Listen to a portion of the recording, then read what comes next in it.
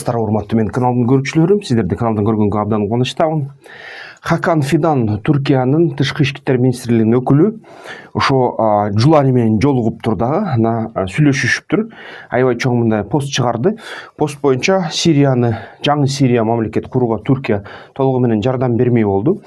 Жана ошо толугу менен Түркия ошо Сирияны өнөктөш катары карайт.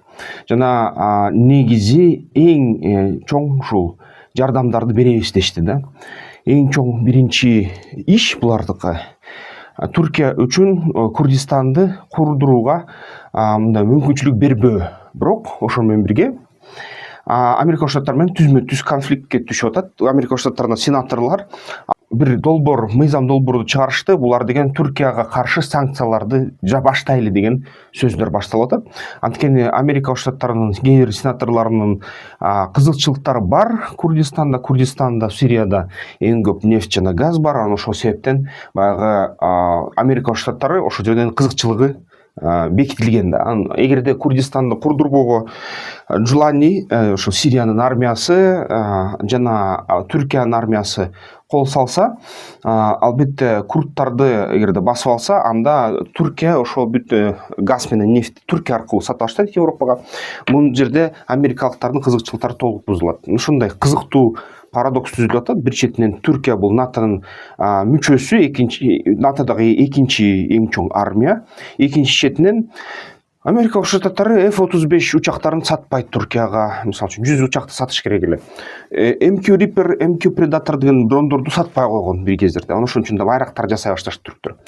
Түрктөр байрактарды сатабыз десе, ошону баягы таратпагыла, бул технология аябай кооптуу деп ага дагы тын айтты да Америка Коңшу Штаттары. Ошентип кандайдыр бир жолдор менен Америка Коңшу Штаттары Курдистандын ичинен Түркиянын ортосунда мындай кандай карамышык жүгүрүп кеткен атат да. Ушул нерсе кандай бүтөр экен кызыктуу. Бирок мурунку иштер боюнча карасак, Түркия аябай ушул жерден баягы балансты кармаганды билет да. Бир четинен НАТО мүчөсү болуп, бир четинен Америка Коңшу Штаттарынын баягы долбоорлорун колдоп, экинчи четинен өзүнүн кызыкчылыгы үчүн тиши менен тиштенип күрөшөт да, күчтүү күрөшөт. Түркия аябай жакшы мисал да, өз кызыкчылыктарың үчүн күрөшүү жөнүндө. Анан ошо дагы кошумча маалымат алсак, бүгүн эң негизги мындай баары таң калды.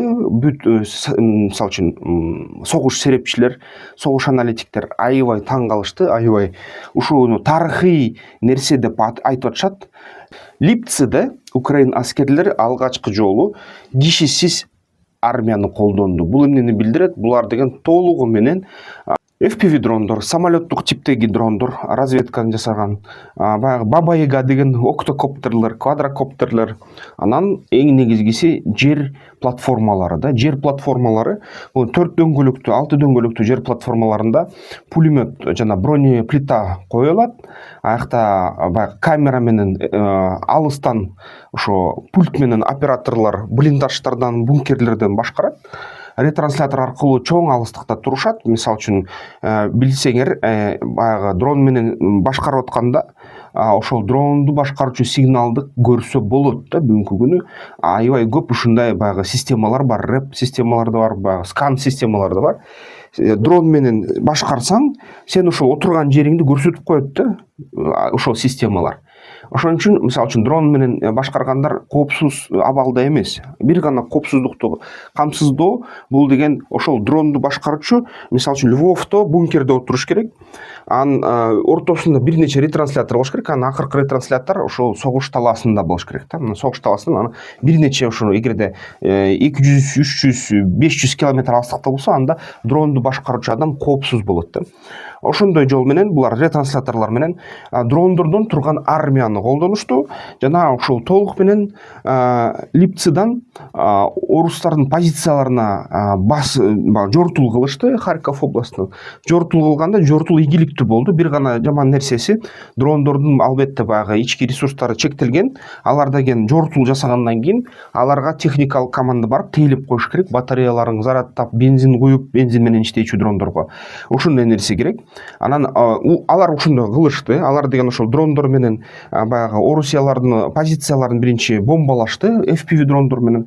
Анан FPV дрондор менен негизги баягы баарын жаткырганда, качырганда ушул фронттогу линиядагы адамдарды артынан жер дрондору кирип туруп пулеметтор менен тазалап чыгышты, окопторду тазалап туруп, анан ошо айланып туруп баягы территорияны көзөмөлгө алып туруп, мындай визуалдык көзөмөлгө алгандан кийин кошумча дагы эгерде маселелер туулуп атса, кошумча аскерлер чыгып атса, ошол аскерлерди жок кылышты роботтордун жардамы менен.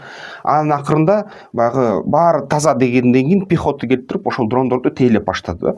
Ушул нерсе толугу менен роботтоштурулган тарыхтагы биринчи таза роботтоштурулган атака деп аталат да. Бул дрондордун арасында кээ бир гана FPV дрондордо жасалма интеллекттер коштолуптур, бирок толук маалымат ачыла элек да. Ким билет, балким баягы жер дронунда дагы кандайдыр бир базалык түрдө баягы жасалма интеллект бар да, жасалма акыл бар. Анткени алар баягы мисалы үчүн маршта автоматтык түрдө кетиши ыктымал, мисалы үчүн от ачканда автоматтык түрдө кетиши ыктымал, бирок баягы атайын секторларда кетириш үчүн секторлорго кетирүү бул баягы пульт менен кетиши ыктымал да. Ушул нерсени айтып атышат. Көп нерсеси серепчилер айтып атат, бүгүнкү күнү качан ал атака болду белгисиз, кайсы числодо болгону белгисиз, кандай ийгиликтүү өткөнү белгисиз. Бирок украиналыктын штабынын айтуусу боюнча ийгиликтүү өттү деп атат. Бар ийгиликтерге жетиштик дейт, коюлган максаттарга жетиштик дейт, орусиянын аскерлерин сүрүп чыгардык дейт. Бирок фронттун участогун айтпай атат, секрет да, бул куралды сыноо болду да, бул алгачкы жолу.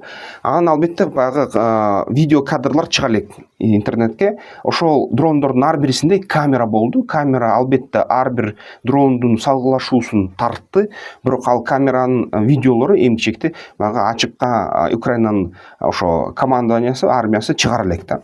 Ушундай нерсе болуп жатат. Булар деген мисалы үчүн украиналык аскерлер жетишсиз болгондуктан, Украинанын баягы жаштары Европага качкандыктан, эли согушка катышпаганы каалабасы жок болгондуктан алар бул роботторго өтүп атышат.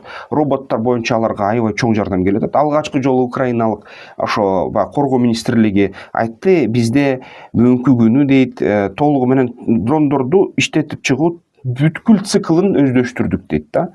Мурун миллиондогон запчасттарды Кытай сатчу, азыркыга чейин эле сатып атат. FPV камералар, электромоторлор, пропеллерлер, ошо баягы платформалар, жана ошо радио жыштыкты менен башкаруучу ошо атайын жабдыктар, эмиттерлер, баягы трансляторлор, ушул бүт баары, антенналар, ОТГ антенналар, ушунун баары FPV дрондун жабдыктарын Кытай жасайт, аябай көп массада Европага сатат. Миллиондогон даана менен айына керек болсо 2-3 миллиондон Европага жиберип турган Кытай. Ошондо Кытай биринчи кол менен Орусияны колдотса, экинчи кол менен Украинаны мындай факт боюнча колдоп аткан. Ушу батыштын акчасын алып Украинага запчасть сатып, батыш Украинага акча берет, Украина запчасть алат, запчасть менен анан ошо Кытайдын запчасты менен дрондор жасап, анан орустар менен салгылашат.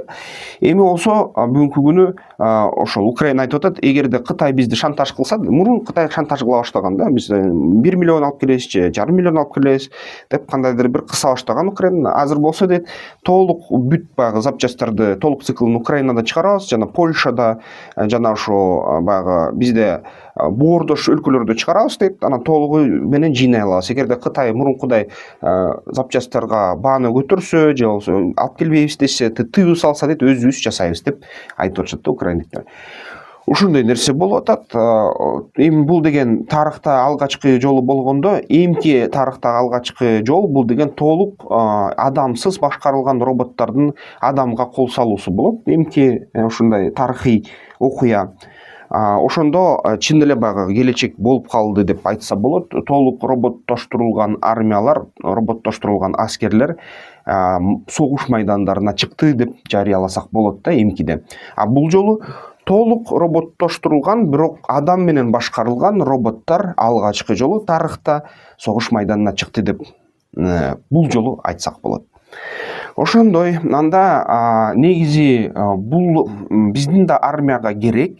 Мен деген мурун ушундай чыгардым эле, Израилде Pitbull деген роботтор жасалат, жана Кореяда мисалы үчүн роботтоштурулган вышкалар жасалат. Ушунун баарын Кыргызстанга алып келиш керек, өздөштүрүш керек, биздин балдарды үйрөтүш керек.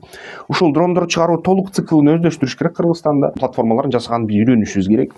Жасаганы, жыйнаганы, колдонгону, анан келечекте кыргыз программисттер жазган жасалма интеллект менен коштоп согуш майданында жибергенде же чек араны кайтаратканда үйрөнүшүбүз керек да. Ушул боюнча дагы ишканалар жасаш керек. Ал үчүн дагы кандайдыр бир деңгээлде бизнес план керек. Мамлекеттик ГЧП бизнес план болобу же ушул экономикалык долбоор жазганды билиш керек да. Аны баштапкы билимин ушул QR код менен кирип алсаңыздар болот. Видео курстан өтөсүздөр. Ал нерсе биринчи кадам болот. Андан кийин жакшылап үйрөнүп туруп, жакшылап өздөштүрсөңөр, жазып баштасаңар, кийин аны дагы башкаларга үйрөткөнгө мүмкүнчүлүктөрүңөр болот. Баарларыңарды жазгыла. Мага бул нерсе мисалы үчүн аябай чоң жаңылык болду. Мен деген азыр дүйнөнүн тенденцияларын түшүнүп атат. Бул аябай чоң укмуштай баягы тарыхый өзгөрүү да. Бул деген алгачкы жолу роботтор согушка толугу менен катышып атат, адамсыз да. Адам башкарып атат, бирок адамсыз да, негизи баягы майданда бир гана темир тарсактар. Бул нерсе өтө чоң тарыхый иш деп эсептейм. Анда эмесе эмки видеолордо көрүшкөнчө. Тактикалык федерациясына мүчөлүккө киргиле, страйкбол ойногула, ден соолукка жакшы.